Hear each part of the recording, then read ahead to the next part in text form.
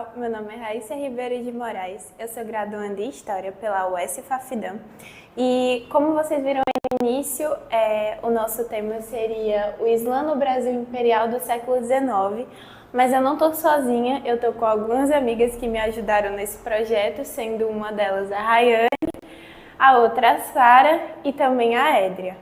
Bom, agora fiquem com o restante do vídeo. Bom, vocês já conhecem a nossa equipe e também conhecem a nossa temática.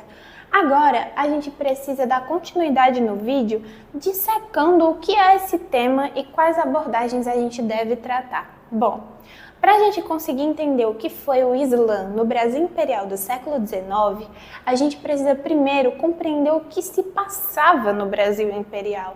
Bom, para isso a gente trouxe o auxílio de um autor muito legal.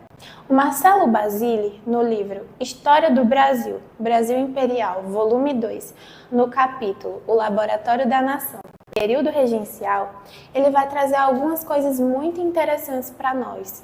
Um dos principais fatos que ele traz, que tem muito a ver com a nossa temática, seria a vacância do trono em 7 de abril de 1831. Ok, Raíssa, mas o que seria a vacância do trono? Bom, Dom Pedro I, ele abandonaria o seu cargo em prol do seu filho, Dom Pedro II, o qual, gente, era tão novinho que ele nem pudera exercer o cargo.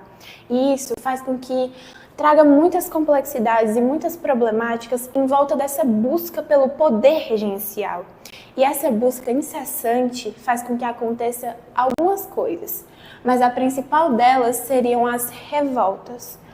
O Basile, ainda dentro desse capítulo, ele traz uma tabela muito interessante para a gente. Nessa tabela, o Basile vai trazer algumas informações sobre essas revoltas. O ano que elas aconteceram, qual foi sua motivação, se elas têm ligação política, ligação escrava. Bom, mas existem inúmeras revoltas nesse período regencial, mas uma que tem muita conexão com o nosso tema seria intitulada Revolta dos Malês, ocorrida em 1835. A Revolta dos Malês, ela foi uma revolta escrava, acontecida no Brasil e elaborada por muçulmanos. Agora vocês entenderam porque ela é tão importante para a gente. Bom, um autor muito interessante que a gente traz é o João José Reis. O João José Reis, ele tem vários livros e artigos publicados sobre esse tema. Então é muito importante que a gente também aborde ele. Vale destacar um ponto muito importante nesse período, que seria a Constituição de 1824, no artigo 5.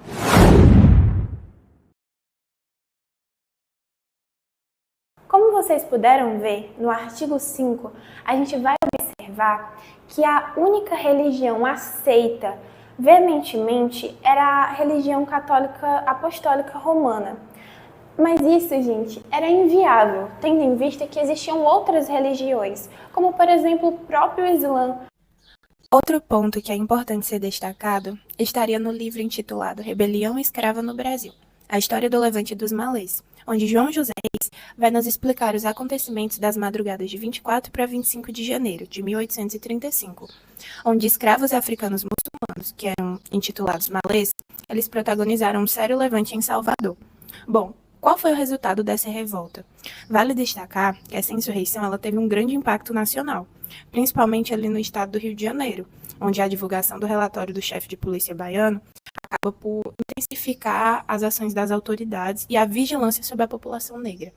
Também é importante a gente continuar destacando o papel religioso desse levante, tendo em vista que um dos principais objetivos dessa revolta foi o combate à unidade católica e o estabelecimento do Islã no Brasil. Com isso, a gente volta novamente à Constituição de 24, no artigo 5, onde a principal religião seria o catolicismo. Mas é muito enganoso a gente chegar a pensar dessa forma, tendo em vista que a Bahia do século XIX era composta por inúmeras formas de religiosidades, as quais coexistiam em todo o país. Então, a gente vai continuar isso no próximo bloco.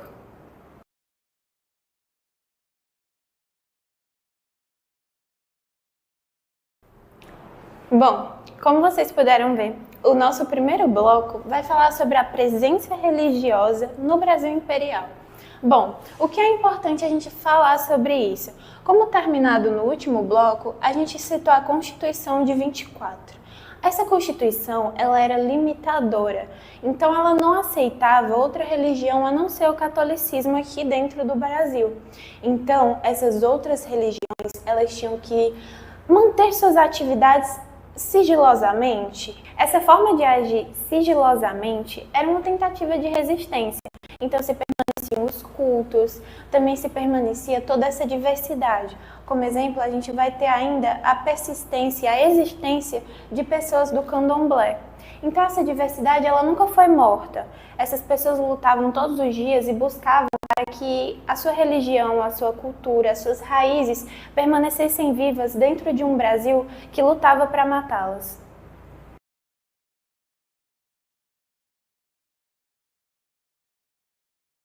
No segundo bloco, a gente vai falar sobre a chegada dos africanos escravizados que eram muçulmanos e como eles foram trazidos até o Brasil. Para isso, a gente vai utilizar do autor Paul Lovejoy. No artigo A Relação entre o Jihad e a Presença de Muçulmanos Escravizados Trazidos para o Brasil, ele vai falar algumas coisas interessantes para nós. A questão do Jihad, ela foi uma guerra santa muçulmana. E por que ela é tão importante? Ela foi importante porque o intuito dela, na realidade, era acabar com a escravização de muçulmanos para as Américas. Só que isso não aconteceu. Pelo contrário, ela ampliou todas essas questões. Vale destacar que no Brasil, alguns escravizados se opunham ao jihad, tendo em vista que eles aderiram a um Islã militante. Era uma ideologia a qual buscava a maior autonomia e liberdade dessas pessoas. A força do Islã militante na Bahia era exorbitante, tendo em vista a concentração enorme de africanos muçulmanos. Estima-se que cerca de 100 a 150 mil escravizados do Sudão Central tenham sido enviados ao Brasil entre o século XVIII e a primeira metade do século XIX. Em seguida, teremos algumas denominações de escravos que já estavam no Brasil. Eles eram denominados como rurais e urbanos. Aqueles rurais permaneciam realmente em zonas rurais, plantando, colhendo e trabalhando para os senhores de engenho. Já os urbanos, eles trabalhavam vendendo, então eles trabalhavam nesse quesito de comércio e aquele dinheiro que eles conseguiam, eles acabavam levando para o seu senhor. Isso fez com que algumas mentes se abrissem com relação a essa situação, tendo em vista que o escravo urbano ele era muito mais móvel, ele tinha mais mobilidade e, querendo ou não, mais liberdade. Então isso fazia com que, por exemplo, se temesse muito revoltas, tendo em vista que aqueles escravos que eram rurais não tinham tantos direitos como aqueles que eram urbanos. Outro ponto importante para a gente destacar é a relevância da presença dos muçulmanos aqui no Brasil. Eles trouxeram para nós uma cultura diferente, uma religião diferente, uma forma de lidar diferente. É muito importante a gente ter noção de como a sua presença foi importante para nós, principalmente durante a Revolta dos Malês em 1835. Ainda falando sobre a chegada dos muçulmanos africanos às Américas, mais especificamente aqui no Brasil, a gente vai trazer um autor que vai ter alguns fatos bem importantes. Pierre Verger, em Fluxo e Refluxo do Tráfico de Escravos entre o Golfo do Benin e a Baía de Todos os Santos, no capítulo 9, ele vai trazer para a gente algumas informações bem interessantes sobre objetos e vestimentas que esses indivíduos utilizavam. Em uma de suas citações, ainda no livro Fluxo e Refluxo, ele vai falar sobre a morte de um jovem, onde um policial o assassina e encontra dentro dos seus bolsos papéis com algumas escritas que eles chegam a intitular como hebraico. Eles não conhecem direito como uma língua estrangeira.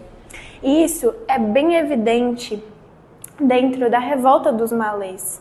Ainda no livro Fluxo e Refluxo, ele cita então: os policiais, além de encontrarem os amuletos, encontraram também vestimentas, como bonés brancos e túnicas brancas, com mangas imitando as capas dos monges beneditino e também rosários sem crucifixo, mas com um pequeno bastão na extremidade e argolas de metal branco. O Pierre Verger, ele traz novamente aquela ideia que a gente fala sobre não centralizar na religiosidade, como um levante totalmente religioso, mas que é importante destacar o papel dos muçulmanos dentro da revolta, tendo em vista que inúmeras pessoas, sejam elas encontradas, infelizmente, mortas ou sobreviventes, seguiam vestimentas com amuletos e peças que indicavam a sua religião. Esses amuletos e esses objetos, até mesmo os papéis que eram colocados dentro de saquinhos de couro, eles não continham nada além de frases tiradas do próprio Alcorão. Só que as autoridades da época sequer entendiam aquela língua ou do que se tratava tudo aquilo. Então, a gente vai falar no próximo bloco sobre o livro divino do Islã, o Alcorão.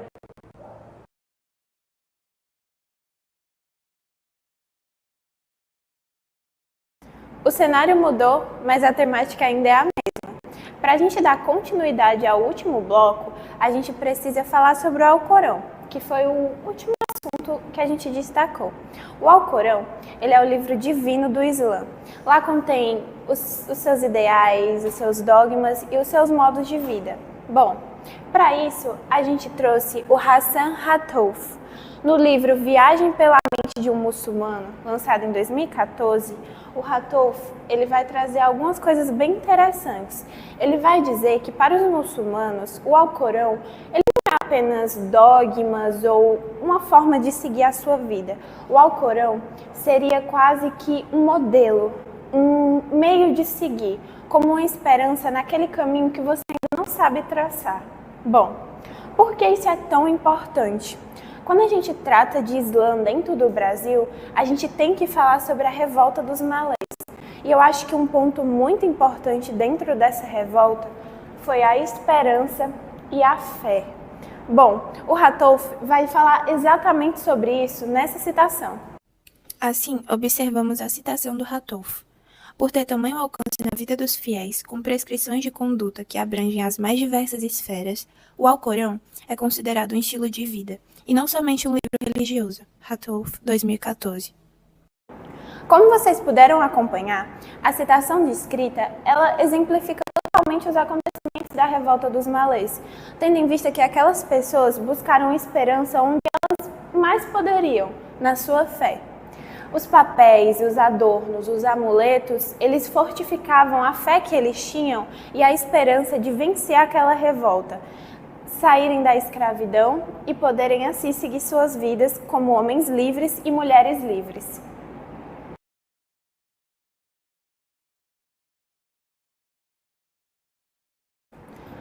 Como vocês viram, o próximo bloco é o Islã no Império. Já acompanhamos como foi a chegada dos muçulmanos ao Brasil.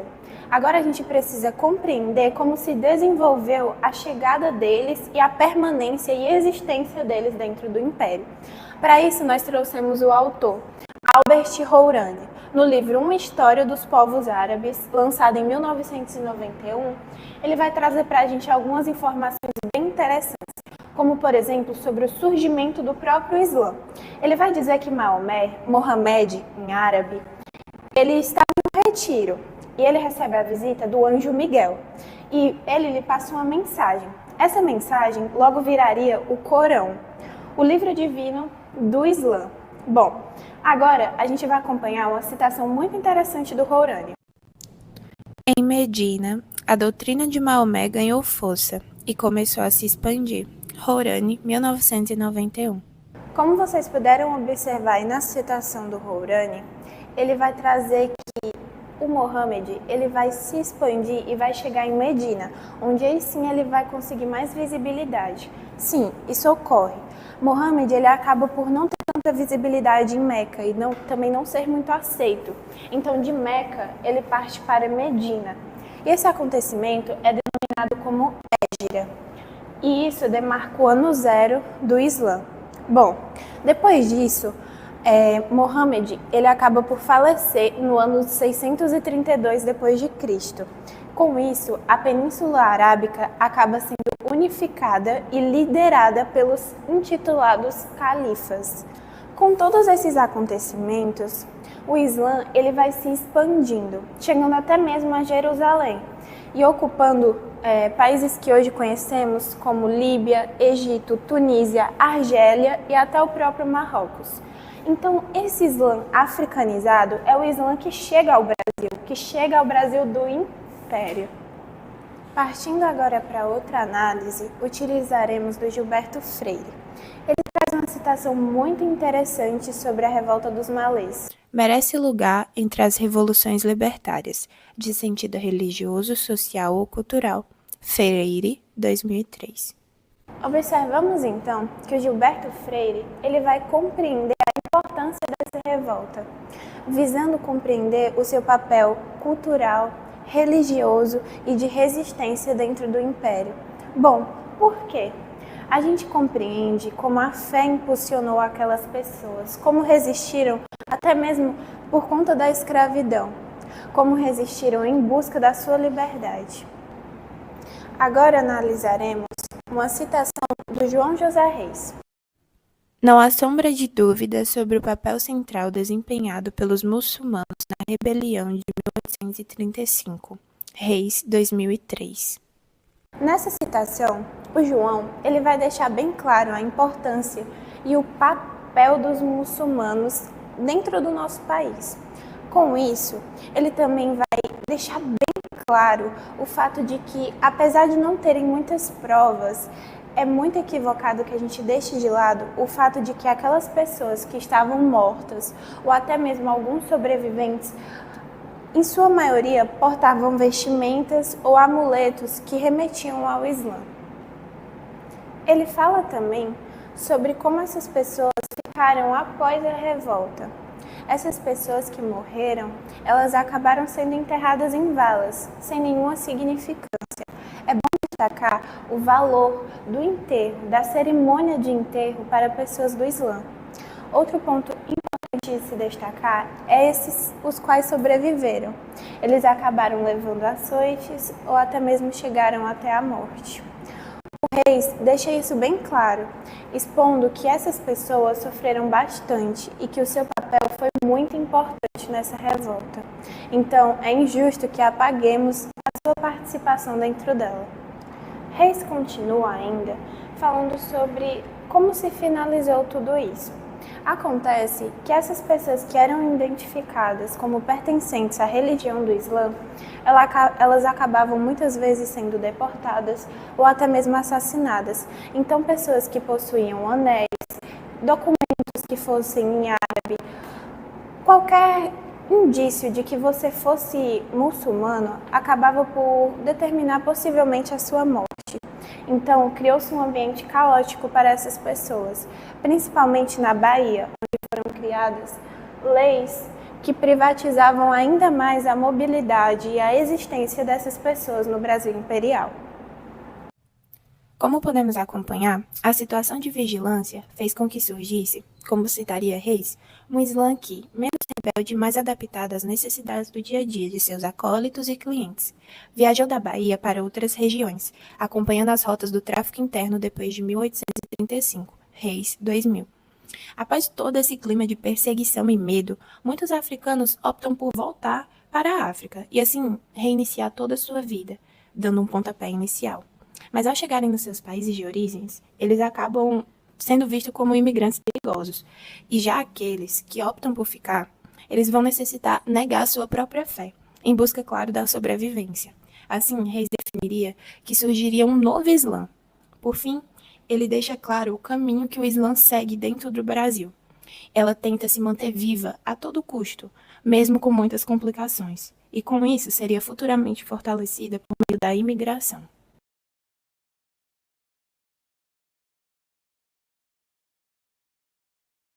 O último bloco, o qual nós falaremos, será sobre herança e identidade. Bom, a gente sabe da nossa grande herança que ficou por parte dos muçulmanos. Com isso, a gente precisa se alocar como isso aconteceu. Bom, como vocês observaram nessa citação, no final do século XIX e no início do século XX, ocorreu um grande fluxo migratório de povos árabes, principalmente de sírios e libaneses. E isso ocorreu também no Brasil. Neste momento, a presença do Islã no país a ser percebida quase que exclusivamente através da presença árabe.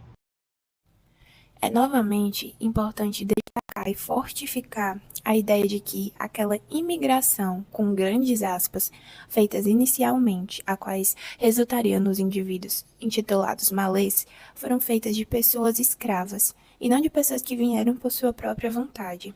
Já a imigração do século XIX ao século XX, feita por libaneses e sírios,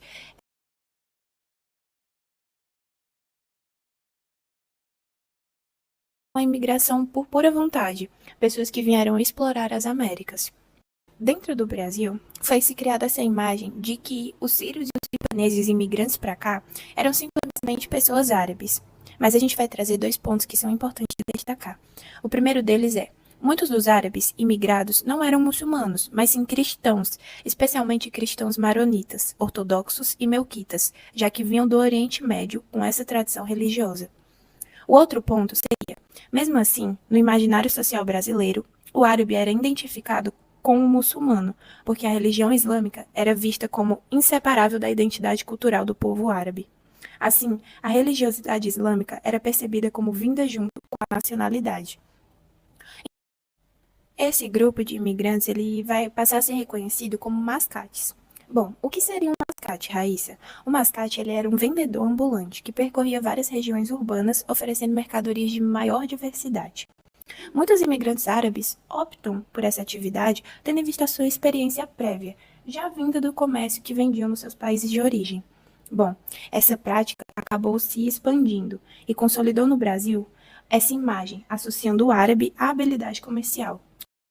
Para compreendermos o que é o Islã no Brasil, a gente precisa desvincular e desenraizar essa imagem que temos desse povo.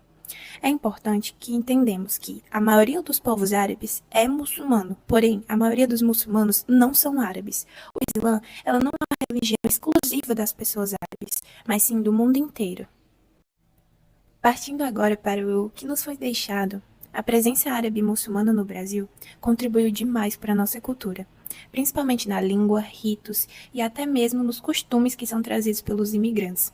Mas claro que a influência mais marcante é a vista pela culinária, tendo em vista que o quibe, a esfirra, o charutinho, o tabule e doces como tâmaras hoje são muito bem apreciados pelos brasileiros. Por fim, devemos destacar a fala de Cristina Maria de Castro em um dos seus estudos feitos na sua tese de doutorado, onde a mesma fala sobre a globalização e como as identidades muçulmanas no Brasil sofreram com ela, tendo em vista as conexões que fazem com tensões e discursos globais sobre o Islã, tais como conflitos políticos, questão da Palestina, ou até mesmo o preconceito que é difundido pela mídia ocidental para com essas pessoas. Por fim, é importante destacar o fundamentalismo. Quando falamos sobre a questão da revolta dos malês, não queremos colocar as pessoas do Islã, os muçulmanos, como pessoas raivosas, pessoas agressivas ou violentas. É importante destacar que estamos colocando o seu papel como pessoas importantes, como pessoas que trouxeram significado de resistência. Bom, gente, é isso. Muito obrigada por terem assistido até aqui. A gente espera que o vídeo tenha ajudado vocês e que vocês tenham compreendido, nem que seja um pouquinho, sobre o que foi o Islã no Brasil Imperial. É importante que vocês deixem um like no vídeo também e se inscrevam no nosso canal, né? Bom, agora para finalizar com chave de ouro, a gente vai chamar aqui as outras integrantes, né, que ainda não apareceram de jeito nenhum. Então, vem pra cá, Rayane, Sara, Édria. E é isso, gente. Tchau!